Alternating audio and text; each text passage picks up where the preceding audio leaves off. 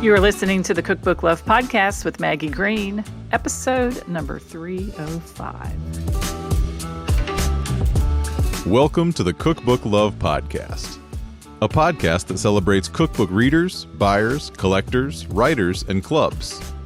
And now your host, cookbook author, culinary dietitian, and cookbook writing coach, Maggie Green.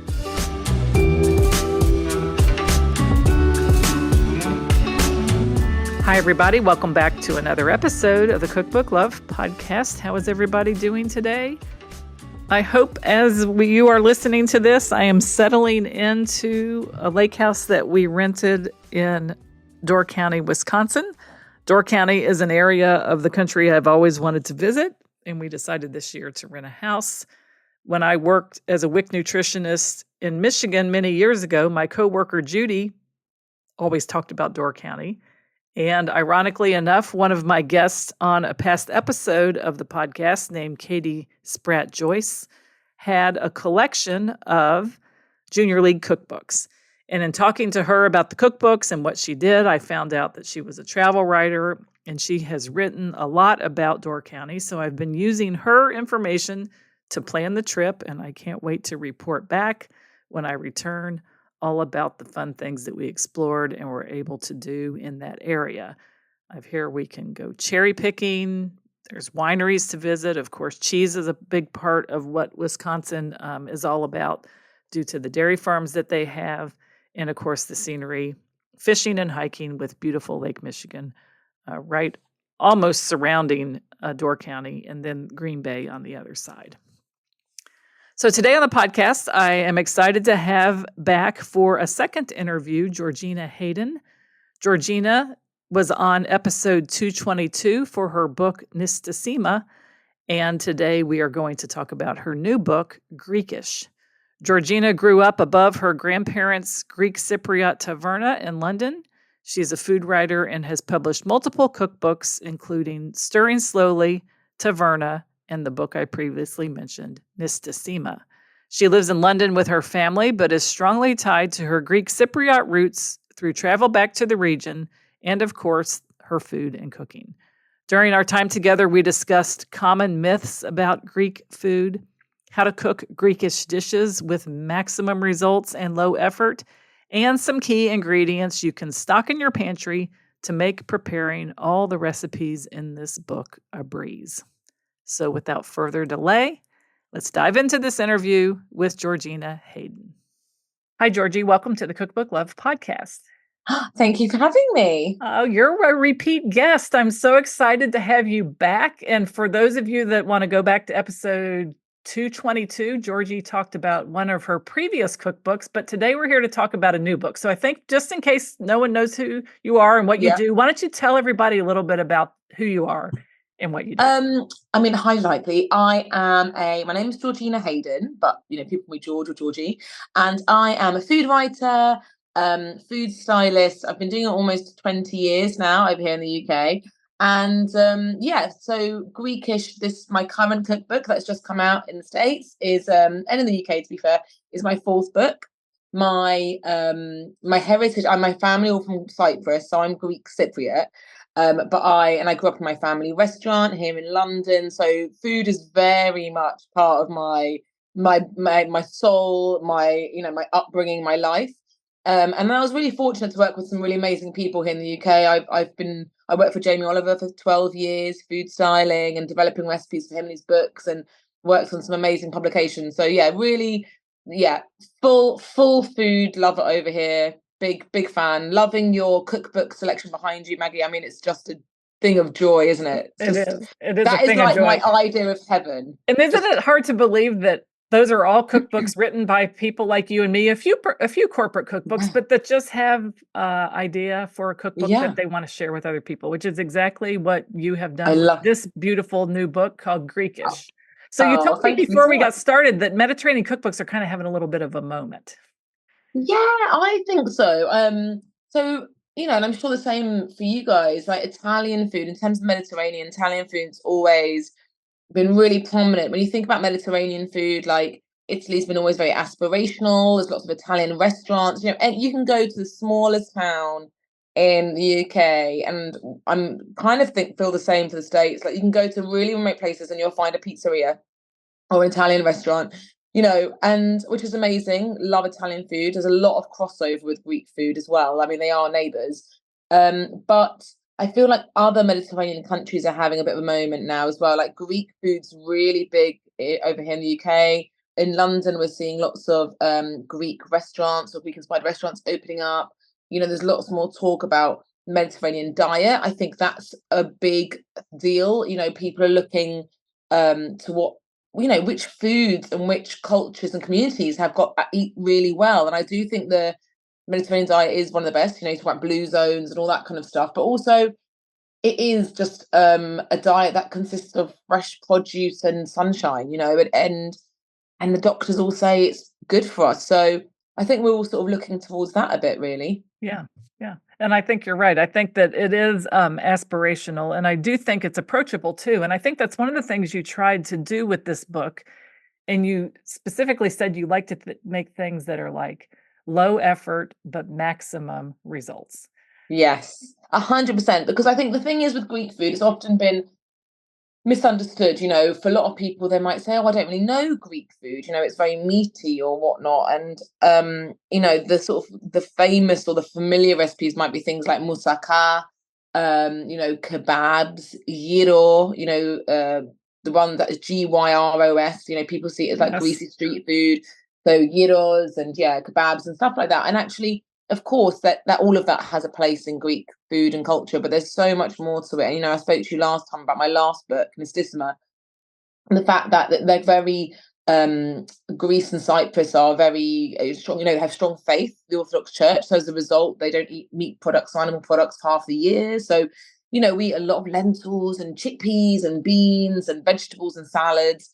They're just trying to celebrate that. And historically, you'd have the man would go out to work, the woman would be at home, should have all day to cook. So there's all these incredible dishes that would take 4 or 5 hours. And listen, we are all busy. People are busy. We're all working. We've all got like kids or carers or lives or families, whatever, friends. And we don't have time to spend 5 hours making a spanakopita as much as I would like, occasionally maybe. But I think my thing with Greekish was getting all of those flavor profiles that I love about Greek food and that people seem to really enjoy, but make them every day. You can come home after work, you've got 30 to 45 minutes to get a meal on the table for you or a partner or kids or whatever. And my main goal was to make something that was delicious and effortless. But when you eat it, you are transporting yourself to a Greek island, It might be raining outside, but it is glorious in your kitchen. Yes. So help us do that. If we buy your book and we maybe need to get some new ingredients in the kitchen so that we can have success with the recipes, what might you recommend we do first? Or what kind of ingredients would you want me to get in my kitchen so that the recipe's in here, I can open it up one night and say, oh, I've got that, I've got that, I've got that, I'm going to make it? Well, I think the beauty, I would say, of Greek food is it's not like, Greece is a bit of a gateway country. It's European, it's Mediterranean, but it's also a lot of Middle Eastern influence. So it's like, if you're not so familiar with the Middle East or Asian flavors, whatever, but you want to, try a bit of spice, whatever, I think Greece is a good gateway country for that. And a lot of the ingredients you can find in supermarkets, which I think is beautiful. I think really everyday ingredients that I use the most are things like, olive oil, no brainer. I get through a lot of olive oil, a lot of honey, a lot of tomato puree, because Greece has incredible tomatoes. But let's be honest, fresh tomatoes, well, where I live anyway, they're only good for a couple of months of the year. So what happens when you want to make something tomatoey in December? We get through a lot of puree. So really standard things, I would say. Olives, jars of Kalamata, black olives, delicious. You can add so much flavor to something with the addition of an olive. And then in my fridge, you're always going to find feta. You're always going to find halloumi. Once you've got them in your fridge, they last for ages. And equally, you can freeze those items. My one tip would be, if you've got blocks of feta, if you're only using half of the block, it can go bad quite quickly once it's opened. Pop it in the freezer, put it in a Ziploc bag, pop it in the freezer, and it will keep. So I've always got lots of cheese. And then in terms of like aromatics, I would say the Cypriot influence, we use a lot of ground cinnamon in savory dishes. That's really popular. So like if I was making a ragu for pasta, you've got either beef or pork or lamb mince, whatever you want to use. We always use a bit of cinnamon, really delicious flavor to meat. Things like ground coriander, bit of cumin. So those are the sort of aromatics I would use. And I think that's probably my store cupboard. Oh, and actually, and lots of grains and pulses. So orzo is the biggest, if we're using to cook pasta, we have a lot of pasta in our diet. Orzo is probably the one that I would say is a staple. And then things like long grain rice and, bulgur wheat. Yeah, and I guess Really. the thing about it is with you living in London, this was really probably a really great test for you to like have these ingredients on hand. I mean, you're cooking from this cookbook. It's not like you're in Greece and you have access to these things all the time. And they are things that are available in any supermarket. And the halloumi, I've seen tons of recipes lately using the cheese. Tons. Yeah. Oh, brilliant. Oh, that's really good. Because that's the thing I think about, so I'm married to an Englishman and he is from the north of England. So he's not from London. He's from a little village up north of Manchester. And my in-laws are very traditionally English. My father-in-law's Irish and my mother-in-law, meat and 2 veg, very traditional. And I always think when I'm writing recipes, I'm writing books, I'm like, well, can my mother-in-law, Heather, can she get these ingredients in her supermarket? Because that's the thing. I think also we become, blinded, especially like, cities like London and New York or LA, all these amazing cities where you've got amazing produce.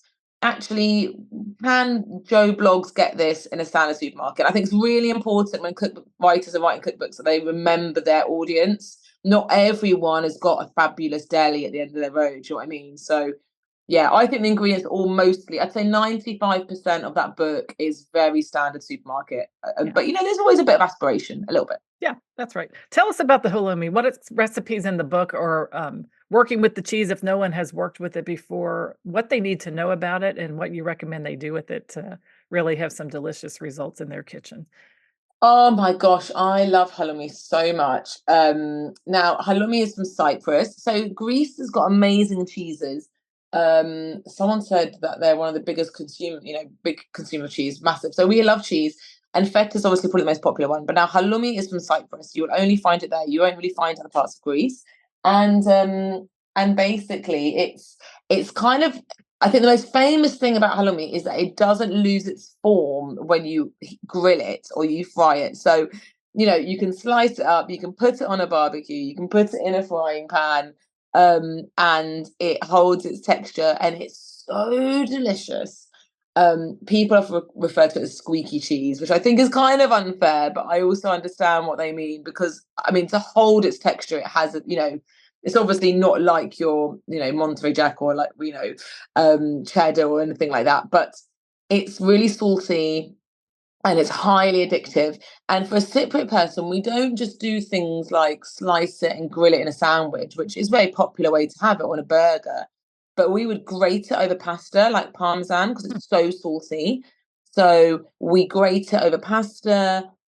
We would just slice it and eat it as it is with watermelon in the summer when it's super hot. That whole salty sweet combo is delicious.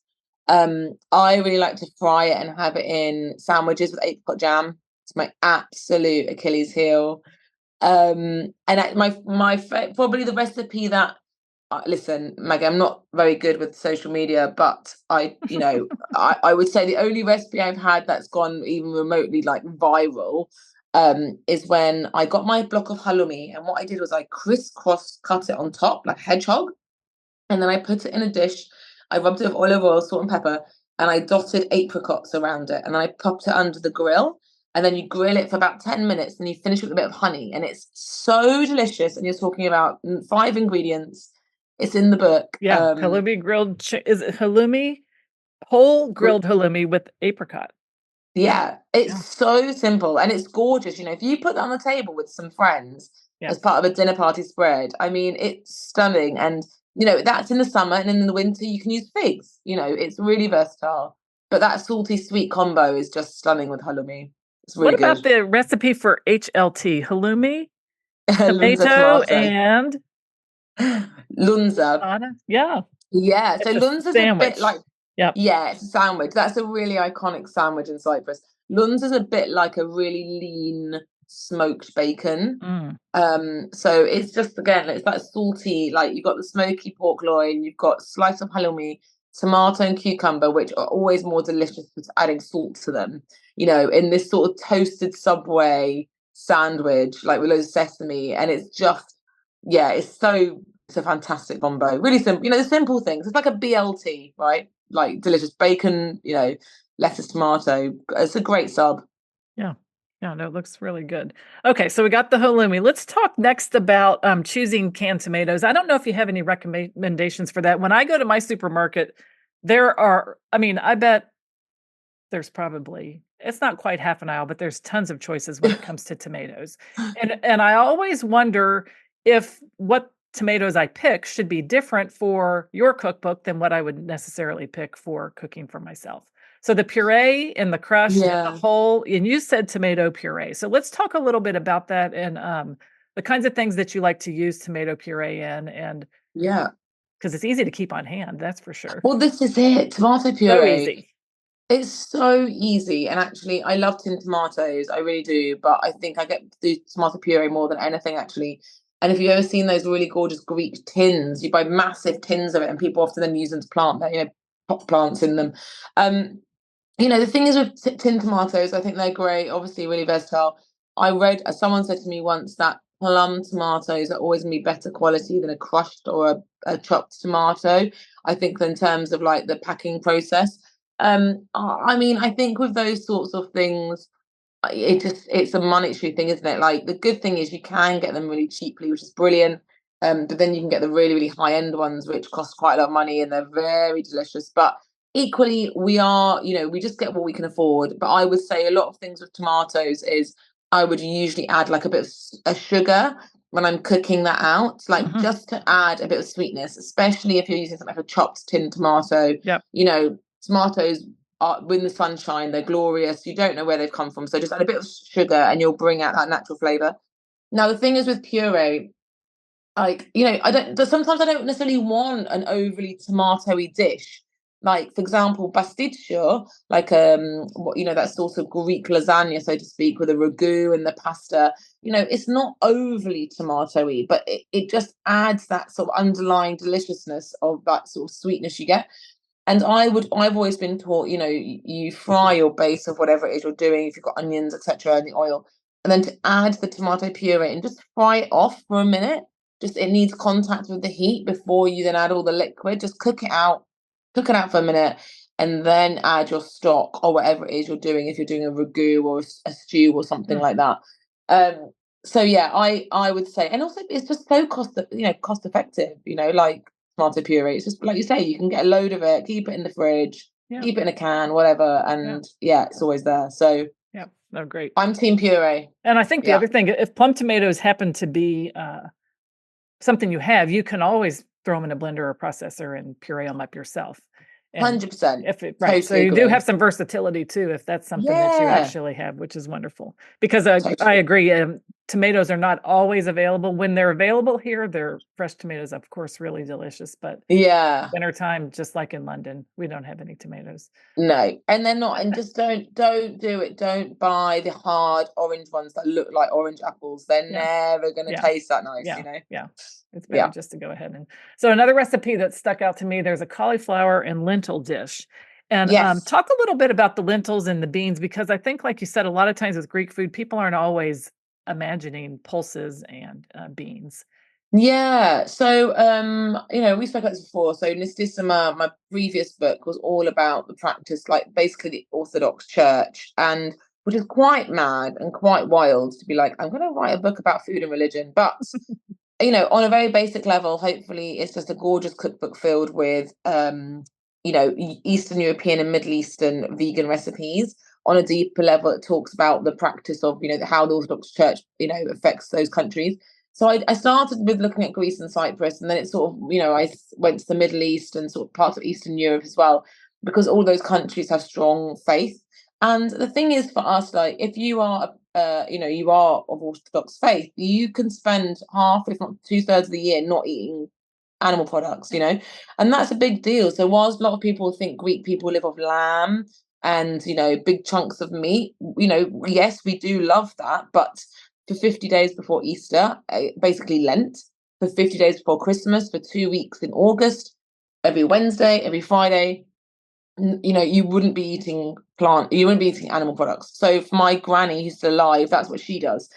And in those days, like, you would be eating lentils and chickpeas and stuff like that. And I think the thing there is, that's another thing I think that doesn't get spoken enough about with the Mediterranean diet. Everyone's talking about diets now, and that's great. And the Mediterranean diet is great, but why is it good? And I think the church, and I'm not saying this as someone who is, I'm being very neutral about religion here, but I'm just saying this is where the church is important, because that has created this culture of a balanced diet for whatever reason, through religion and whatnot. So it was really interesting when I was researching. I was talking to a Russian food writer, and she was saying that kvass, that's fermented Russian drink. The monks would make that and would make it in plenty. It's one of Russia's most popular drinks. And and part of the reason is that often plant-based foods are hard to digest. So drinking something fermented like kvass, it helps the digestion. So this stuff isn't all just by chance. It goes back, a really long way why we eat that way. But as the result, yeah, lentils, chickpeas, beans, pulses, huge part of our diet. I didn't grow up thinking that I was different. I like fudgy, this lentil dish, or the Greeks call it fages. Fudgy is the Greek-Cypriot way of saying it. It's always been one of my favorite dishes ever since I was a small little girl. I didn't question it. I didn't think, oh, I'm eating lentils, and I try not to sound preachy when it comes to feeding kids, but kids won't know any different. They Do you won't know what I know mean? any different. I They 100% agree don't. with you. They If don't you're know. eating it and you introduce it to them, they know no different. 100%. I never, really, I probably wasn't the most experimental child. Like my eldest daughter's incredible; she'll eat anything, and the youngest one's okay. She's fine. She's all right. She's best the most. But at the same time, like the texture of things like beans and pulse and lentils, they're creamy, and kids love them. So anyway, big fan, love a lentil. I Always think that do. maybe perhaps when Greek foods were brought to London or England or to the US, because it was such meat eating countries, they thought, what Greek dishes can we serve to Yeah, everybody that are meat based? And I really think that that's why yeah, the view of Greek food, at least in the US, tends to be, like you said, the kebabs and yeah, the meat-based lamb things, because that's what was yeah, introduced to us because of our food culture. It was the lens yeah. through which we saw things. And also maybe it was, because historically, I think there's been so much, compared to somewhere like Italy, that's always been super affluent and, aristocratic, and, Greek cult, there's not always been, there's been economic issues there, and it hasn't had the same sort of Right, right. pedestal in a way. And maybe it was their way of being like, look, we have all this lovely, meat is expensive, right? Meat was seen as a luxury. So maybe they also want to be seen in a certain way. That's You right. know, we call it peasant food, villagers' food, and they say the same in Italian food, to be fair. They call it cucina povera. So the things like the lentils and stuff is cucina povera, it's the poor people's cooking. Yeah, So yeah. that's not necessarily the food that you want to be shouting about when you're going to another country and you're peacocking around and you're being like, look how great we are. Right. Look at our lentils. Yeah. Maybe that was why. But Right. I And in Kentucky, the mountainous regions are the same way. Like there's a view of food that people might eat from there, yeah, beans or cornbread, maybe just a little bit of meat to season, but not a lot. yeah, I think that is kind of the same thing. It's fascinating. I saw a recipe in your book for bobota. It was a yeah, cheesy, is a cornbread. yeah, yeah, exactly. Yeah. And that's the thing, Yeah, how isn't that mad that like cross, that whole ocean, and we're yeah, eating something similar. And apparently, someone said to me, I've learned recently that was a rationed. It was a food that people ate during the war. And so a lot of people think of babata as basically this sort of like rationed wartime food. And obviously, I've made it my way with nuggets of cheese and chili and feta and just like really delicious. yeah, we get through a lot of corn. Obviously, it's a super American thing, but yeah, Yes. lots of corn. Always, you know, sidero bulla. We always have, you know, you go down the beachfront, and there's always corn sellers on their little lamps. You know, that was like one of my favorite childhood memories. Yeah, it's super sweet. Yeah. No, I Love thought it. that was neat. And I thought, that's something I don't think I would have expected to see in the book, but Yeah, how similar it is to something that we would make, um, yeah, not in the southern US in particular. yeah, for There's sure. cornbread in the north too, but the big argument between south and north cornbread is whether you put sugar in it or not. Some people say, well, that makes it cake if you put sugar in it, but Do you put sugar in it? sometimes a little bit. Yeah. Nice. Yeah. Yeah, So love that. makes it kind of Delicious. sweetens it up a little bit. Yeah. Well, do you know what? A friend of mine's just written a lovely book called Vegetables. His name's Mark Diacono. And he's got a recipe for a sweet corn Basque cheesecake, which I'm Mm, desperate to make because I love sweet corn ice cream. I used to do the supper club once, and I do sweet yes. corn ice cream, and it's just, oh, I think it's delicious. Yeah. Well, So when you nice. think about fresh corn on the cob and you cut it Yeah. off, it has that milky, creamy Yeah. milk that comes out of the Comes corn. out. Yeah. 100%. Yeah, So and tasty. some recipes for corn, like, flavored things, then will have you then, like, boiling the cobs, like, in milk, Yes. and maybe did That's you what make the ice cream? Is that what you did for the ice That's what cream? I Yeah. did. So when I Makes, did like, mine, I put the cobs and I boiled it into the yeah, milk and cream. that is Yes. so good. So Yeah, good. so Yeah, good, yeah, delicious. yeah. Well, let's talk a little bit about, baklava French toast, because baklava is the dessert a lot of people think about. There's honey and, the phyllo dough, but what is it Yeah. about the French toast, and why baklava French toast and not just baklava? So there's a whole baklava section in the pudding section. When I was writing the book, I sort of said this a few times. I feel like, I said to you before, I've been almost exactly 19 years. I've been writing recipes and developing and, working my way up and learning. And I feel like, I turned 40 a few years ago. I feel like I've really found my voice. And I feel like there's a confidence that comes with just age and, I guess experience.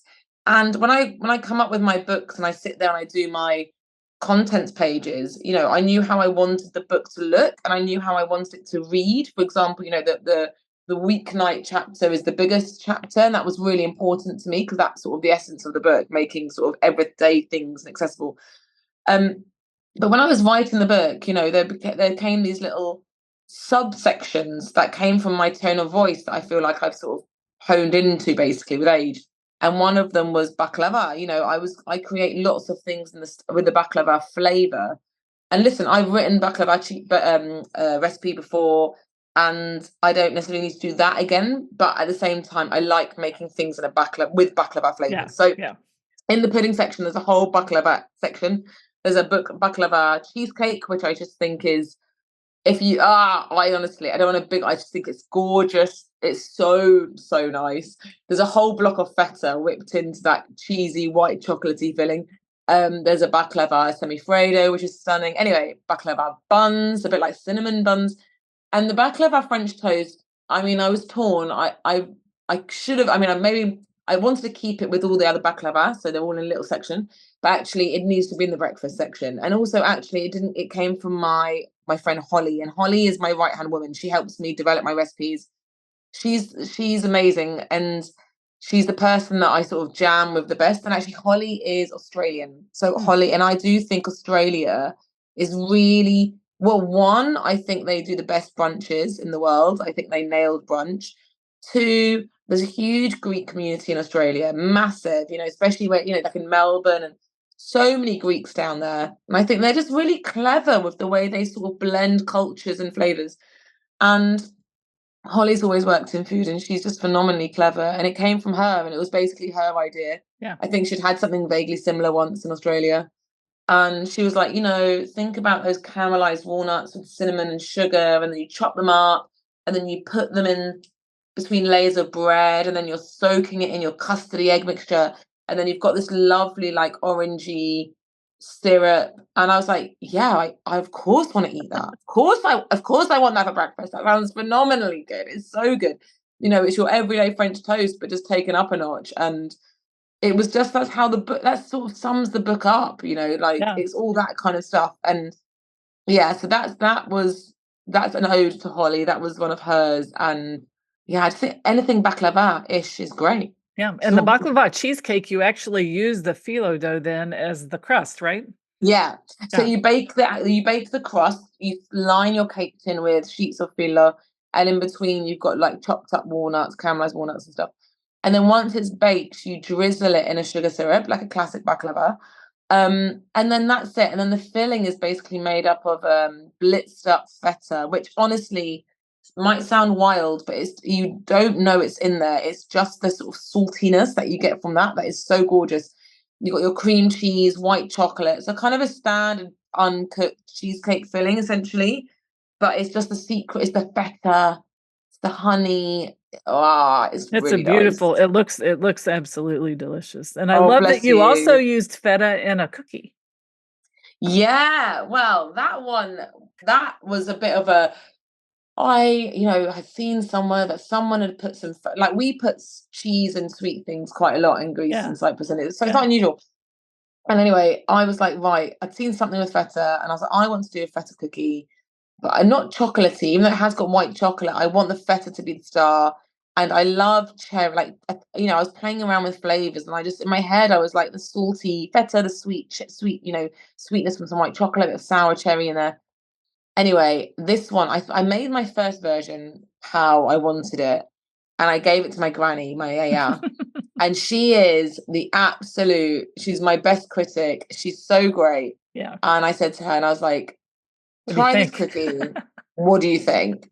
And she loved it from the get-go. She knew what I was trying to do. And she was like, it's good, it's great, it's not quite right. Anyway, 10 rounds later, and I'm driving around to my 83-year-old granny's house. I'm like, what do you think of this one? What do you think of this one? And then it wasn't until I got her approval, she was like, nailed it. Yeah. And I don't want anything just to be faddy for the sake of it being like, oh, it's fat. I quite enjoy it when I'm like, guess what's in there? But at the same time, it needs to be worth it. And I think it's worth it. Yeah. And I would think it would add a little creaminess, maybe obviously the saltiness. When you look at the picture, there I see white chocolate. Does the cheese actually No, does that's not melt the white down? chocolate. You can see No, it. that's That's the feta. that's So the the feta. white chocolate's melted and stirred Oh, into the so that is batter. the feta. So Yeah. yeah, Stayed yeah, like yeah, a yeah. little And chunk. actually, exactly, Yeah. yeah. And when you're just eating it, you're like, it's just perfectly tangy and sweet and salty and yeah, like honestly, I would imagine a lot of people wouldn't get that they're eating feta straight away. Yeah. It really works. Yeah. So there's another section you talk about double negative, a mess in two parts. What is Eton mess? Tell us about this chapter because that might be a topic that we're not as familiar with.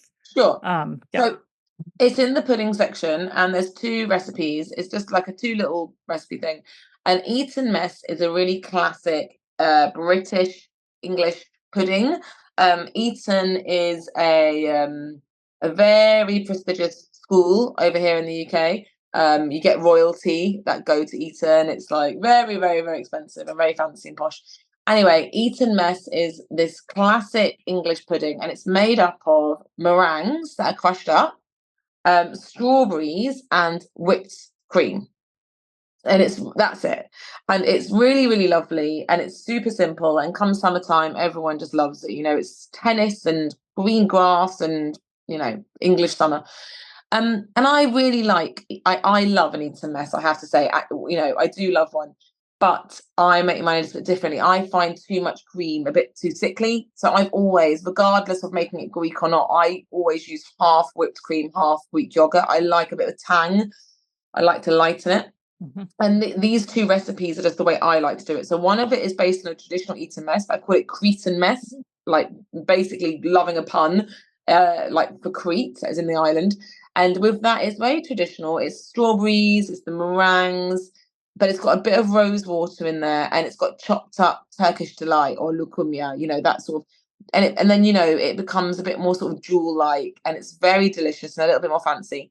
And then the other version is apricots and orange blossom and pistachios, which basically is my favorite flavor profile, so much so that I planted an apricot tree. And my very small London garden has got this gorgeous apricot tree. I've got tons on the tree at the moment. I'm very excited. Yes. So yeah, it's just 2 little recipes and they're super simple. Nice. Can you guys buy ready-made meringues in supermarkets? Because we can. It depends. In some places you can, not all supermarkets Not would all have of them. them. You But then I certainly give a can make them, recipe. but to make the meringues. Yeah, Yeah. I've given a recipe to make them as well. I Yeah. was looking at the pages in this book, a little bit of a trend I've seen lately. These parts have a nice, the paper is a different color. It's like a rose color Yes. there's been did a botanical book recently and another one where I've seen a lot of pastel colored pages in the books for different parts of the book. It's beautiful. Yeah. So that was basically, so the main book is all white, but then when I've got something different to say for like whether it's just a couple of pages or Yeah. they have colored them. So the baklava section, even though it sits within the pudding section, the whole dessert and pudding section is white, but then the baklava bit will be like a little pastel color, just to sort of show there's a subsection. Yeah. And there's a few bits. There's a cheese section in the book. Yeah. So that's a little cheese, different yep. color. Yep. Spanakopita inspired sections. That's, yeah, it's nice. It's a nice way of sort of markering it, I think. Yeah, I agree with you. It's a bit of a trend. It looks good, I think. It's very very pretty. And the photos are very nice. It's a beautiful book. And tell me what you have planned for the promotion since it actually just came out today. Yeah, I know, that's crazy. Well, I'm doing this podcast with you, which is a really nice way of marking it. Yes. And then I've got I think there's some really great publications that are featuring stuff over in the States, which is really exciting. I did some filming with CBS, which was brilliant. They came to my house. That was really cool. So hopefully that'll be aired soon. And then I'm doing like an online cooking class with Milk Street, which will be great. That'll be great.